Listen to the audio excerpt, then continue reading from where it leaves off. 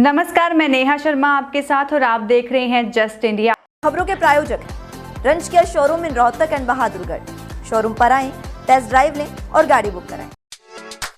Oscar super speciality hospital and trauma centre.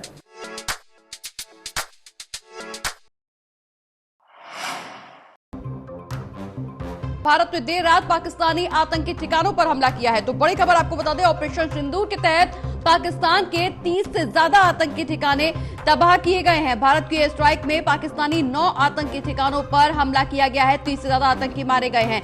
9 ठिकानों पर हमला किया गया है। भारत की बड़ी एयर स्ट्राइक और इस दौरान भारत ने देर रात पाकिस्तानी आतंकी ठिकानों पर हमला किया, जहां ऑपरेशन सिंदूर के तहत पाकिस्तान के 30 से ज्यादा आतंकी ढेर किए गए हैं। भारत की एयर स्ट्राइक में पाकिस्तान के 9 ठिकानों पर हमला किया गया।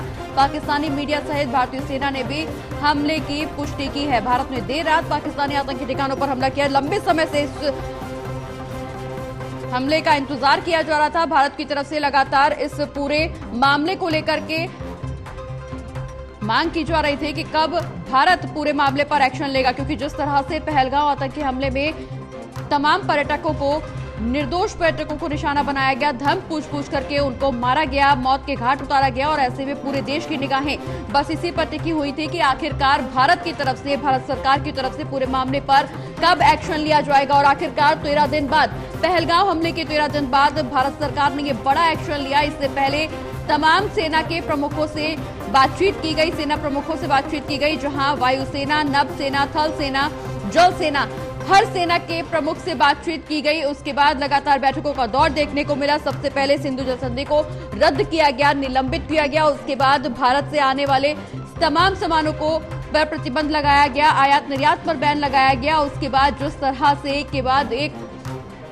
पाकिस्तानी यूट्यूब चैनल्स को बैन किया गया, एक के बाद एक एक्शन भारत सरकार की तरफ से लिया गया, लेकिन वो एक्शन नाकाम साबित हो रहे थे, क्योंकि भारत के हर एक शख्स, भारत की जनता यही मांग कर रही थी कि जिन लोगों ने हमारे घर में घुसकर निहत्तों पर हमला किया, उनको उनके अंजाम तक पहुंचाना जरूरी है। रक्षा मंत्री राजनाथ सिंह लगातार इस तरह का बयान दे रहे थे कि जिस तरह से भारत में आतंकी हमला हुआ, उसकी कड़ी निंदा, जितनी निंदा की जाए वो कम है। और भारत जैसा चाहता है, देश के लोग जैसा चाहते हैं वैसा होकर रहेगा।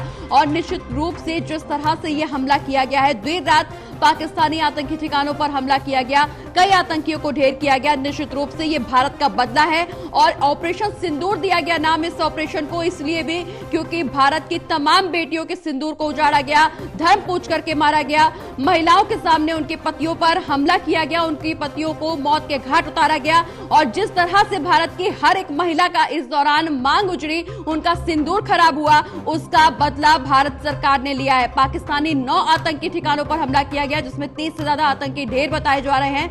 पहलगांव आतंकी हमले का ये बड़ा बदलाव ऑपरेशन सिंदूर के तहत पाकिस्तान के 9 आतंकी ठिकाने तबाह किए गए। जैश, लश्कर और हिजबुल के अड्डे यहां पर तबाह किए गए हैं, जिसमें 30 से ज्यादा आतंकी ढेर किए गए हैं।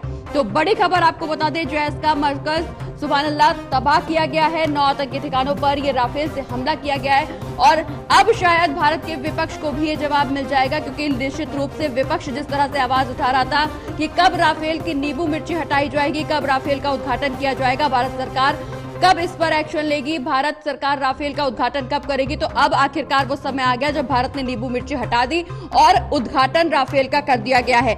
9 आतंकी ठिकानों पर हमला किया गया, जैश का मरकज सुभान अल्लाह तबाह किया गया, 9 आतंकी ठिकानों पर राफेल से हमला हुआ है। निश्चित रूप से विपक्ष का साथ यहाँ पर सरकार को जरूर मिल रहा है, क्योंकि सर्वदलीय बैठक लगातार की जा रही है।